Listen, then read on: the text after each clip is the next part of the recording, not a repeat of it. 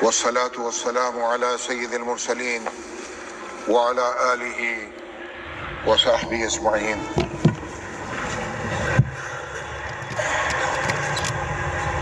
عزیزان محترم، انسان پر زندگی میں کئی بار ایسا وقت آتا ہے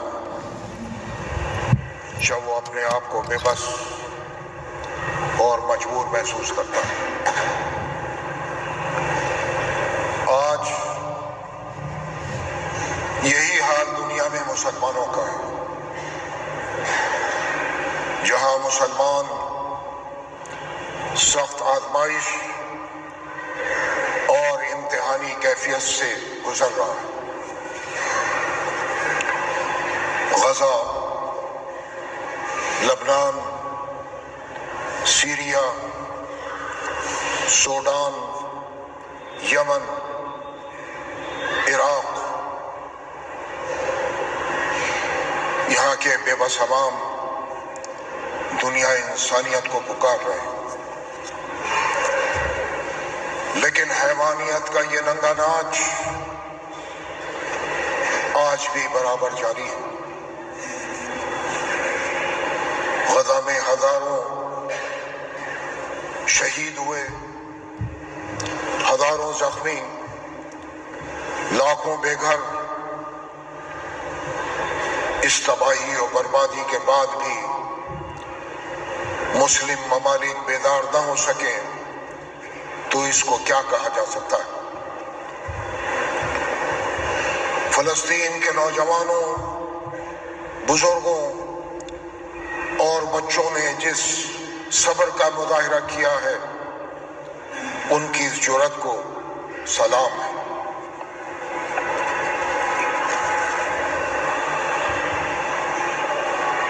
عزیزان محترم، اگر میں اپنے ملک کی بات کروں، آج وطن عزیز کے جو حالات ہیں اور جس سے آپ اور ہم گزر رہے ہیں، آج ہم سب کو مل کر یہ طے کرنا ہوگا کہ یہ ملک کس رخ جانا ہے۔ ہم نے آئین میں جو طے کیا ہے، جس پر آج بھی سب کا اتفاق ہے،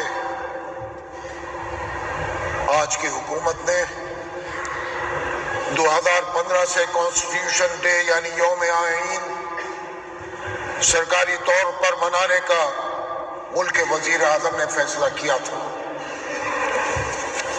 اس حوالے سے ہر سال اس دن دونوں ایوانوں میں یعنی راجیہ سبھا اور لوک سبھا میں لوک سبھا کا اجلاس بلایا جاتا ہے۔ اس میں صدر، نائب صدر، وزیر اعظم، قائد حزب اختلاف یعنی اپوزیشن لیڈر، اسپیکر اور وزیر پارلیمانی امور اسٹیج پر بیٹھے ہوتے ہیں۔ سامنے لوک سبھا اور راجیہ سبھا کے اراکین ہوتے ہیں اور خطاب پوری قوم سے ہوتا ہے۔ میں آج آپ کو یہ بتا دوں کہ میں کوئی جذباتی تقریر کرنے کے لیے آج نہیں آیا ہوں، بلکہ حقائق اور جو فیکٹس ہیں، جو حقائق ہیں، جو ملک میں ہو رہا ہے، اس کو میں وزیر اعظم کے سامنے رکھنا چاہتا ہوں، کیونکہ وزیر اعظم خود یہ کہتے ہیں کہ میں ہندوستان کے 135 کروڑ عوام کا نمائندہ ہوں، اور اس میں ہندو بھی ہے، مسلمان بھی ہے، سکھ بھی ہے، عیسائی بھی ہے، پارسی بھی ہے، بدھسٹ بھی ہے، سب ہیں۔ تو ہمارا یہ حق ہے کہ ہم ملک کے حالات پر وزیر اعظم سے کھل کر بات کریں۔ وزیر اعظم نریندر مودی جب پہلی مرتبہ 2014 میں بحیثیت وزیر اعظم پارلیمنٹ میں داخل ہوئے تو انہوں نے اپنا ماتھا پارلیمنٹ کی زمین پر رکھا اور اسے چوما۔ اس کے بعد اپنے پہلے لوک سبھا خطاب میں ہندوستانی آئین کو ایک مقدس گرنتھ کہا. یہ کس نے کہا؟ ہندوستان کے وزیر اعظم. اور ایوان کو ایک مندر پوجا استھل سے تعبیر کیا. یہ وزیر اعظم کے الفاظ ہیں جس کو میں دوہرا رہا ہوں. وزیر اعظم، ملک کی قیادت آج آپ کے پاس ہے اور یہ تمام باتیں آپ کی ذات سے سیدھی جڑی ہوئی ہیں. اس سے یقین پیدا ہوتا ہے اور خدا بھی چاہیے کہ ملک میں قانون کی بالادستی ہو، برابری اور مساوات ہو اور عدل و انصاف کا دورہ ہو. لیکن آئین کو جس طرح سے اس ملک میں روندا جا رہا ہے، قانون کی بالادستی کو ختم کیا جا رہا ہے،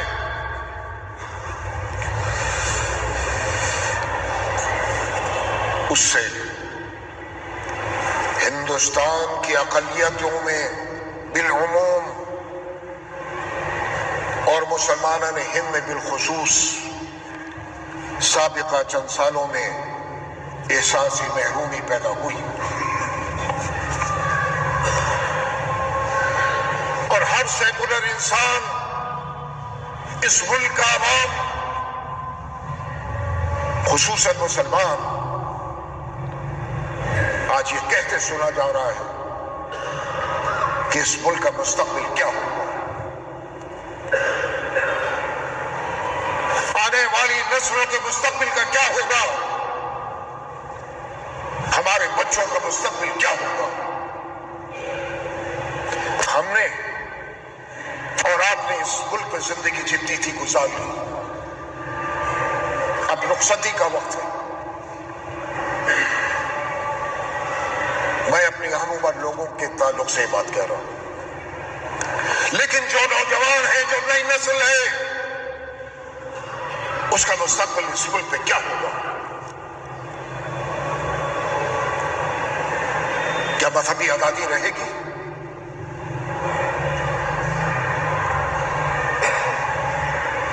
کیا ہم سڑکوں پر محفوظ چل سکیں گے؟ عورتوں کی عزتیں محفوظ رہیں گی؟ مزارات اور مساجد محفوظ رہیں گے؟ یہ ایک سوال ہے جو گردش کر رہا ہے ہندوستان کے عوام کے ذہنوں میں، خصوصاً مسلمانوں کے ذہنوں میں. اور ہندو اکثریتی وہ طبقہ جو سیکولر ہے، وہ بھی یہی بات کر رہا ہے. اس ملک میں عوام میں جہاں اکثریت غیر مسلموں کی ہے، ہندوؤں کی ہے، اکثریتی طبقہ اس ملک کے حالات سے پریشان ہے. یہ حقیقت ہے. لیکن ایک طبقہ ہے غیر مسلموں کا جو ملک کے حالات کو تباہی اور بربادی کی طرف لے کر جا رہا ہے. وزیر اعظم، میں آپ سے مخاطب ہوں، اس کو روکنا، ملک کو تباہی اور بربادی کی طرف جانے سے روکنا، وزیر اعظم یہ آپ کی ذمہ داری ہے.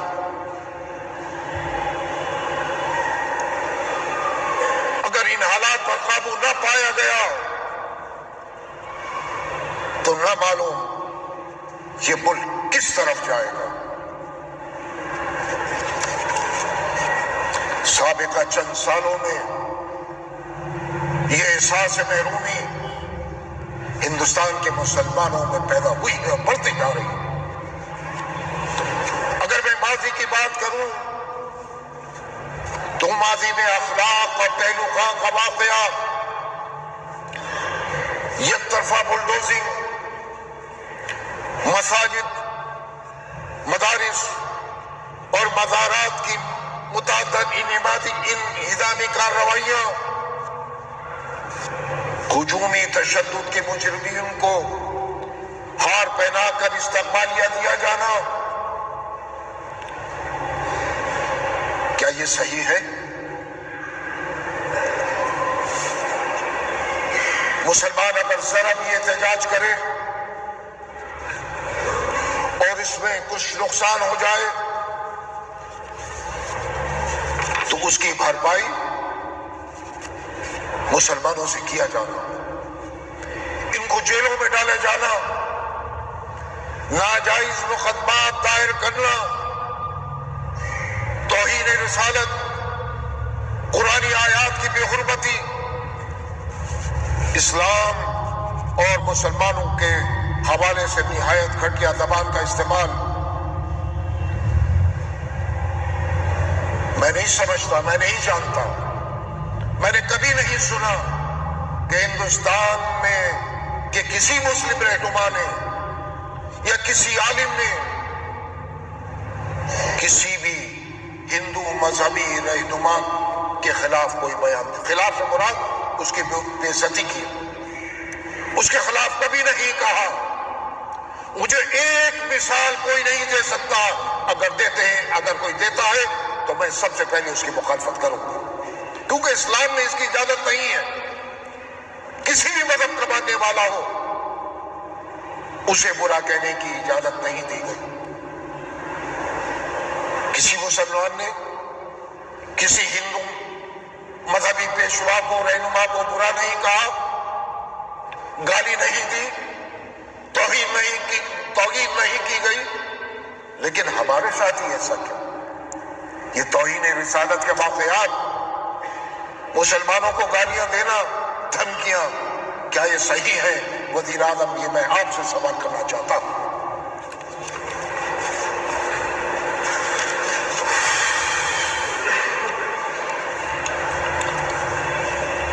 عزیزان محترم،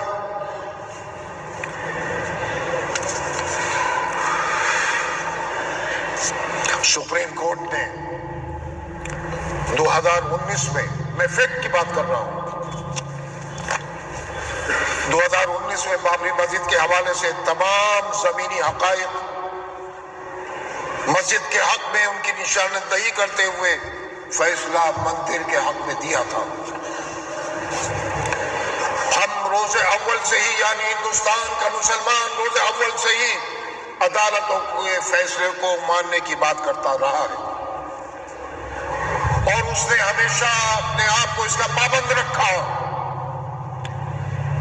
کئی دہائیوں سے برابر یہ بات کرتے رہے کہ ہم عدالتوں کے فیصلے کو مانتے ہیں۔ عدالتوں کے فیصلے حقائق پر ہونے چاہیے، جذبات پر نہیں۔ ہندوستانی عدلیہ کی تاریخ میں یہ واحد فیصلہ تھا جو اکثریت کے مذہبی جذبات کی بنیاد پر حقائق سے گردانی کرتے ہوئے اس کے حق میں دیا گیا۔ ہندوستان کے مسلمانوں نے اپنا وعدہ نبھایا، عہد کی پابندی کی، کیونکہ وہ یہ کہتا رہا کہ عدالت جو بھی فیصلہ کرے گی ہم اس کو مانیں گے، اور اس نے اس فیصلے کو مانا، باطل ناخواستہ مانا اور چھو تک نہیں کی۔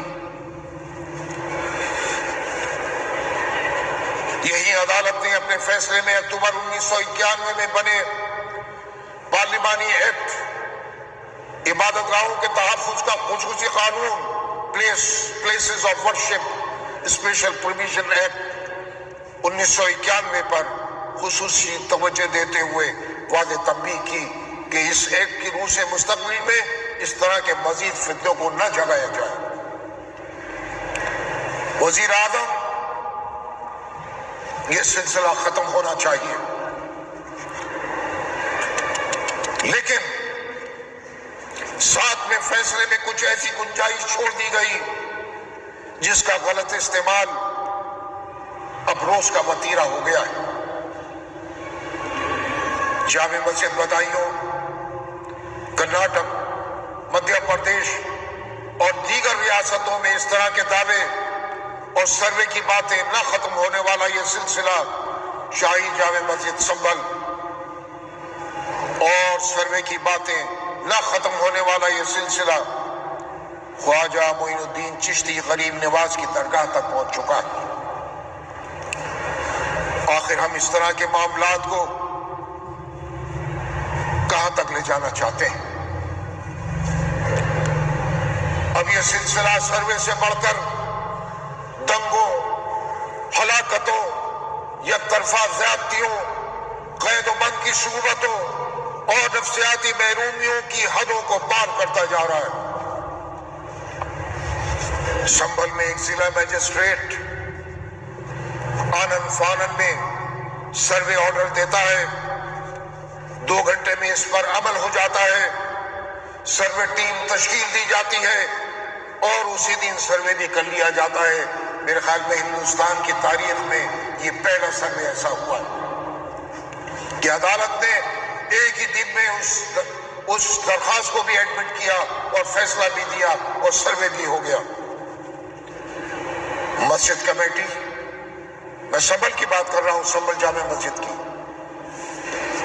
مسجد کمیٹی جو براہ راست فریق ہے، اس کے صدر خود وکیل بھی ہیں، ان کو بھی نہیں سنا جاتا۔ ایسی جلد بازی کیوں؟ کیا کسی نئے فتنے کو جگانے کے لیے ایسا کیا گیا؟ یہ اپنے آپ میں ایک سوال ہے۔ جبکہ پرامن طریقے سے پہلا سروے کرایا گیا، کمیٹی کے لوگ، سنبھل لوک سبھا کے رکن ضیاء الرحمان برق وہاں موجود رہے اور خوش اسلوبی سے یہ پہلا سروے انجام پا گیا۔ ایک مرتبہ سروے کرنے میں فیصلے کی گنجائش تھی، لیکن پھر 2 دن بعد دوبارہ سروے بنا عدالت کی اجازت کے کیا گیا۔ اطلاعات یہ ہے کہ ڈسٹرکٹ میجسٹریٹ نے یہ آرڈر کیا دوسرے سروے کا۔ صبح نماز فجر کے وقت ٹیم وہاں پہنچتی ہے۔ اگر ٹیم میں صرف سروے سے متعلق اراکین ہوتے تب بھی ہمیں صبر آ جاتا، لیکن اس کے ساتھ غیر متعلق لوگوں کا نعرے لگاتے ہوئے مسجد میں داخل ہونا اس بات کا ثبوت ہے کہ نیت سروے کی کم، دنگے کی زیادہ تھی۔ عوام کا اس پر غصہ ہونا، احتجاج کرنا فطری تھا۔ اس کے بعد حالات بگڑتے گئے، گولیاں چلی، ہلاکتیں ہوئیں، 5 نوجوان بچے لقمہ اجل بن گئے، متعدد لوگ زخمی ہوئے، متعدد گرفتاریاں ہوئیں، سینکڑوں لوگوں کے خلاف مقدمات قائم ہوئے، اور آج سنبھل میں خوف و ہراس کا ماحول ہے۔ 5 نوجوانوں کی مائیں، ان کے باپ، ان کی بہنیں، ان کے بچے آج تڑپ رہے ہیں۔ میں اگر یہ سوال کروں کہ کیا ان بچوں کو کوئی واپس لا سکتا ہے؟ کیا اس ماں اور اس بہن اور اس بیوی کی تڑپ کو آپ اور ہم محسوس کر سکتے ہیں؟ اتنا سا، لیکن جو تڑپ ماں باپ اور بہنوں کے دلوں میں ہے، اس کے برابر ہم اس تڑپ کو محسوس نہیں کر سکتے۔ لیکن یہ سنگ دل جنہوں نے گولیاں چلائیں، جنہوں نے بچوں کو اس دنیا سے رخصت کیا، اس کا ذمہ دار کون؟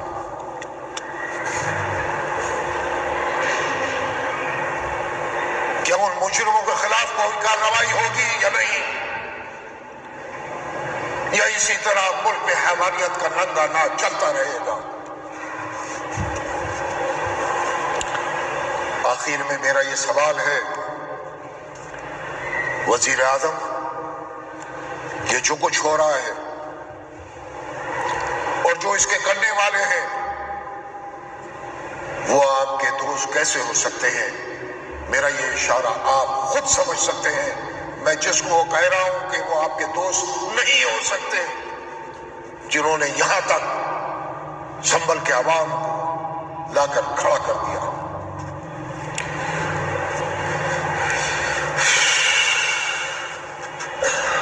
سپریم کورٹ کے فیصلے میں عبادت گاہوں کے تحفظ کے لیے جو اشاریے دیے گئے ہیں، ان پر عمل کرنا اور کروانا،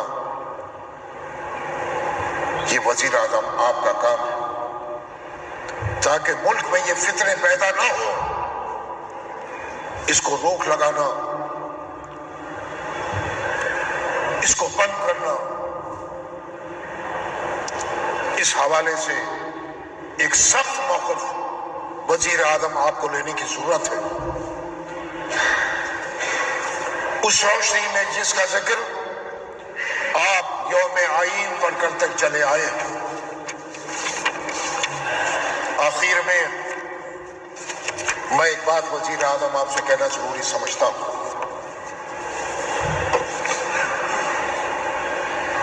ہماری لڑائی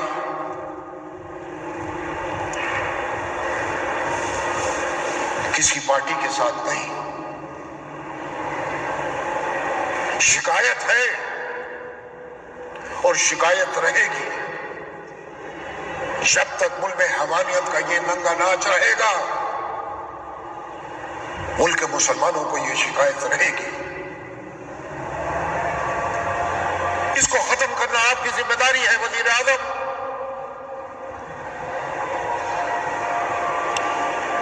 ہم آپ سے یہ پوچھنا چاہتے ہیں کہ ہندوستان کے مسلمانوں کی کیا غلطی ہے؟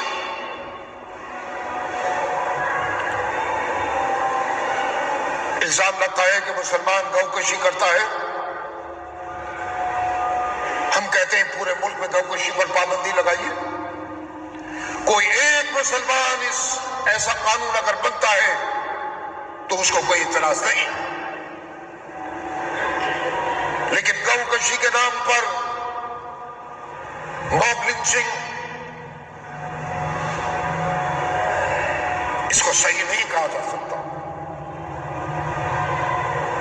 آپ قانون بنائیے کہ کسی بھی مذہبی رہنما کی بے حرمتی کے خلاف زبان نہیں کھولی جائے گی، چاہے وہ مسلمان مذہبی پیشوا ہو، ہندو ہو، سکھ ہو، عیسائی ہو، پارسی ہو، بدھسٹ ہو۔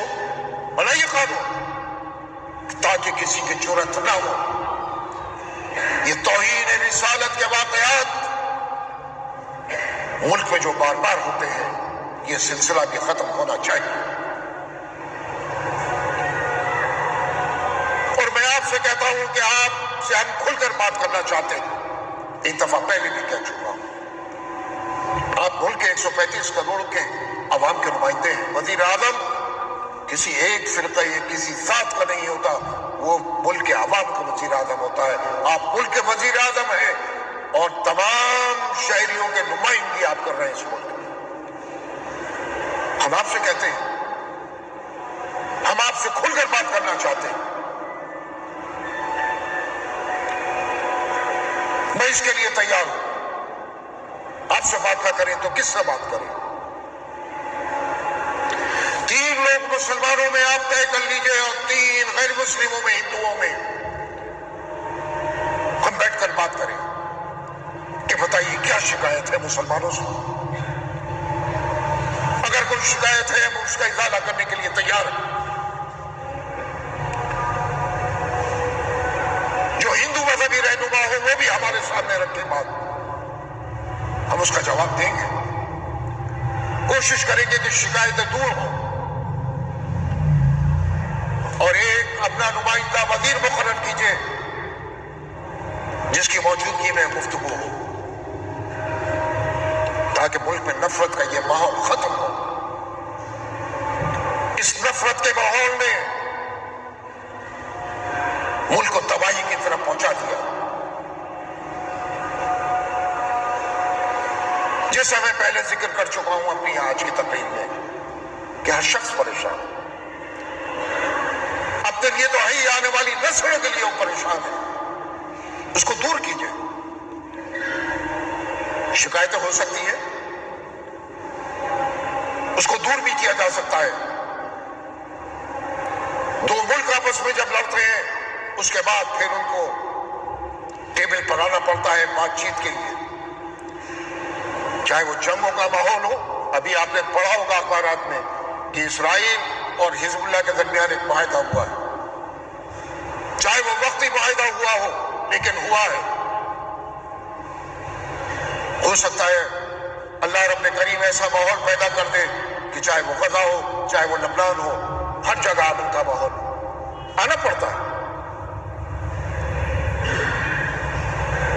یہ تو دو فرقوں کا معاملہ, ہندو اور مسلمان. میں اکثریت کی بات نہیں کر رہا, اس فرقے کی اکثریتی فرقے میں سے ان چند لوگوں کی جو ملک میں ایسا ماحول خراب کر رہے ہیں. اور میں اگر صفائی سے کہوں کہ آپ کی پارٹی کے لوگوں نے بھی کوئی کسر نہیں چھوڑی ملک کو گالیاں دینا, مسلمانوں کو گالیاں دینا اور ملک میں نفرت کا ماحول پیدا کرنے میں. آئیے وزیر اعظم, اپنے سینے کو آپ چوڑا کیجئے اور مسلمانوں سے بات کرنے کے لیے ایک ماحول بنائیے تاکہ ملک میں فرقہ پرستی کا یہ ماحول, نفرت کا یہ ماحول ختم ہو سکے. یہ آپ کی ذمہ داری ہے, اس امید کے ساتھ کہ آپ اس پر سنجیدگی کے ساتھ غور کریں گے. وآخر دعوانا ان الحمدللہ.